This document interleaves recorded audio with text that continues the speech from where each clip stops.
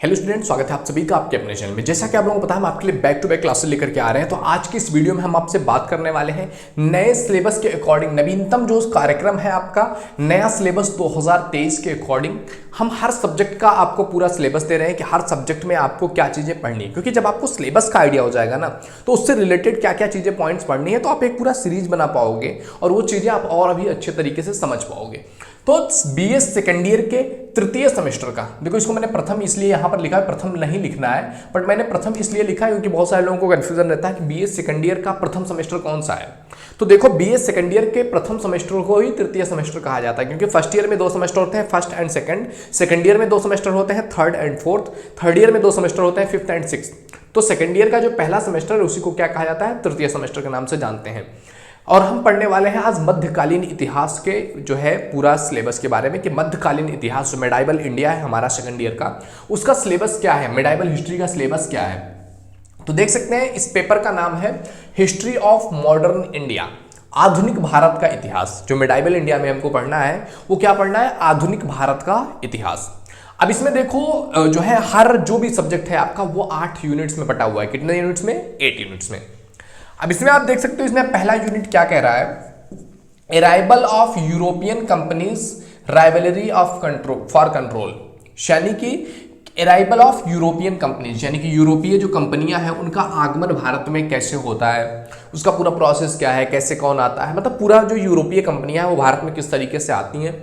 आगे rivalry for control, नियंत्रण के लिए जो राइवलरी चल रही है, प्रतिद्वंदता चली कि कौन नियंत्रित करेगा, कैसे नियंत्रित करेगा, तो वो सारी चीजों के बारे में पढ़ना है। तो सबसे पहले यूनिट में हमको पढ़ना है अराइवल ऑफ यूरोपियन कंट्रीज, कि यूरोपियन कंट्रीज इंडिया में कैसे आती हैं और वो किस तरीके से भारत पर नियंत्रण करती हैं, मतलब नियंत्रण का जो है उनका पूरा प्रतिद्वंदता किस तरीके से चलता है।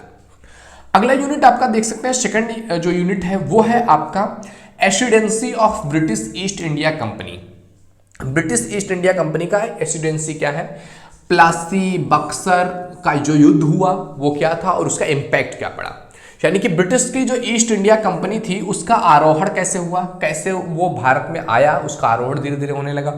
और प्लासी का युद्ध हो गया, बक्सर का युद्ध हो गया, ये क्या थे, कैसे हुए और उसका इम्पैक्ट क्या पड़ा भारतीय समाज पर या ईस्ट इंडिया कंपनी के प्रभाव पर, क्या उसका इम्पैक्ट बढ़ा भारत पर, क्या उसका कब्जा बढ़ा भारत पर, किस तरीके से उसका नियंत्रण बढ़ा, वो प्रभाव क्या पड़ा, उस चीज के बारे में बात करनी है। तो सेकेंड यूनिट आपका यही है, ब्रिटिश ईस्ट इंडिया कंपनी का आरोहण प्लासी और बक्सर के युद्ध के बाद। अब देख सकते हैं तीसरा यूनिट है आपका territorial expansion of east India company. East India Company का जो टेरिटोरियल एक्सपेंशन है, मतलब प्रादेशिक विस्तार, ईस्ट इंडिया कंपनी का जो प्रादेशिक विस्तार हुआ है कब से कब तक, 1770 से लेकर के 1813 ईस्वी तक, 1770 ईस्वी से 1813 ईस्वी तक जो ईस्ट इंडिया कंपनी का विस्तार हुआ। क्योंकि जो है शुरुआत में ये आया, धीरे धीरे ये बढ़ना स्टार्ट हुआ, इसने एक छोटी सी कंपनी लगाई, फिर धीरे धीरे ये कंपनी एक्सपैंड करने लगी, फिर धीरे धीरे बहुत सारा कुछ प्रोसेस हुआ, ब्रिटिश से हथियार आने लगे, लोग आने लगे, सेना आने लगी, तो बहुत सारा कुछ हुआ। तो ईस्ट इंडिया कंपनी का प्रादेशिक विस्तार 1770 ईस्वी से 1813 ईस्वी के बीच में किस तरीके से हुआ, क्योंकि ये जो विस्तार था ये बहुत ज़्यादा विस्तार इस टाइम पर नहीं हुआ था 1717 से 1813 तक में, क्योंकि यहाँ तक लगभग 3 ही कंपनियां उनकी लगी थी भारत में। अब आइए बात करते हैं नेक्स्ट जो फोर्थ यूनिट है, ये भी वही चीज है, territorial expansion of east India company. East India Company का जो क्षेत्रीय विस्तार है, जो प्रादेशिक विस्तार है, वो कब से कब तक, 1853 से लेकर के 1856 तक। ईस्ट इंडिया कंपनी का जो क्षेत्रीय विस्तार है 1813 से 1856 तक बहुत बड़े लेवल पर एक्सपेंस हुआ था। तो ये विस्तार किस तरीके से हुआ, कौन कौन सी चीजें इस टाइम पीरियड पे हुई, क्या प्रॉब्लम्स आई, क्या सिचुएशन थी भारत की उस समय, तो उन सभी चीजों के बारे में बात करना है कि टेरिटोरियल एक्सपेंशन ऑफ इंडिया 1813 से लेकर के 1856 तक किस तरीके से हुआ। अब बात करते हैं अगला जो यूनिट है आपका 5th नंबर का यूनिट, ये कह रहा है rise of Punjab under Ranjit Singh. Ranjit Singh, राजा रणजीत सिंह का आपने नाम सुना होगा, बहुत फेमस नाम है उनका। तो रणजीत सिंह के अधीन पंजाब का उदय कैसे होता है, कैसे रणजीत सिंह पंजाब को एक स्ट्रॉन्ग टेरिटरी बनाते हैं, विजय क्या है, मतलब उन्होंने कौन कौन से विजय प्राप्त किया राजा रणजीत सिंह ने, और उनका प्रशासन कैसे था, कॉन्क्वेस्ट्स एंड एडमिनिस्ट्रेशन, उनका विजय और प्रशासन किस तरीके से था, किस तरीके से उन्होंने पंजाब को सुदृढ़ बनाया, इन सारी चीजों के बारे में हमको पढ़ना है यूनिट नंबर 5 में। अब इसके बाद आता है यूनिट नंबर 6। यूनिट नंबर 6 में हमको क्या पढ़ना है, तो यूनिट नंबर 6 में हमको पढ़ना है rise of Hyderabad and Mysore in 18th century. 18th century में हैदराबाद और मैसूर का उदय किस तरीके से होता है, किस तरीके से हैदराबाद और मैसूर एक पावरफुल जो है टेरिटरी के रूप में सामने आते हैं, कि 18वीं शताब्दी में हैदराबाद और मैसूर का उदय किस तरीके से ये एक पावरफुल राज्य बनते हैं, एक पावरफुल टेरिटरी बन जाते हैं जिस पर कब्जा करना हर कोई चाहता है। और आपको पता होगा हैदराबाद और मैसूर क्या हुए थे, जब हमारा देश आज़ाद हो गया तो उसके बहुत टाइम के बाद आकर के ये भारत में मिले हुए थे, तो मतलब इनकी अपने आप में एक बहुत पावरफुल टेरिटरी रही है।